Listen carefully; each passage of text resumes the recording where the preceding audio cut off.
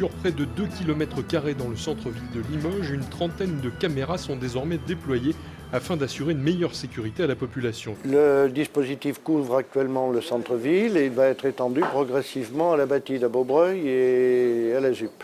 La vidéoprotection, à la fois pour prévenir les actes délictueux ou criminels ou pour aider à leur résolution par les forces de police et de justice. Outil de prévention, la vidéo est également un appui tactique aux patrouilles. Un autre regard, on va dire, appuyé, ça permet aussi donc, aux agents qui sont sur le terrain de pouvoir être assurés de par les agents qui sont affectés au CSU, d'avoir un œil aussi sur l'environnement. Quand on est derrière la caméra, voilà, ça permet d'avoir aussi un champ de vision beaucoup plus important et un autre regard en fait sur l'intervention. Les images collectées en différents points de la ville arrivent toutes au centre de supervision. On a des points qu'on surveille principalement, ou qui sont des lieux où la délinquance est plus importante.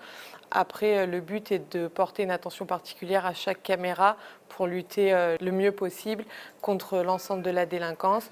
Après, du fait du logiciel qu'on a, on peut se permettre de faire des vues larges ou des vues rapprochées afin de zoomer lorsqu'on constate un comportement plus ou moins suspect. Afin de préserver l'intimité des riverains, les caméras sont programmées et des masques se déploient automatiquement sur les habitations. En fait, ces masques correspondent à une protection de la vie privée, en fait, c'est-à-dire qu'on rajoute les masques de manière dynamique aux endroits où il y a des fenêtres, où la vie privée des gens pourrait être surveillée.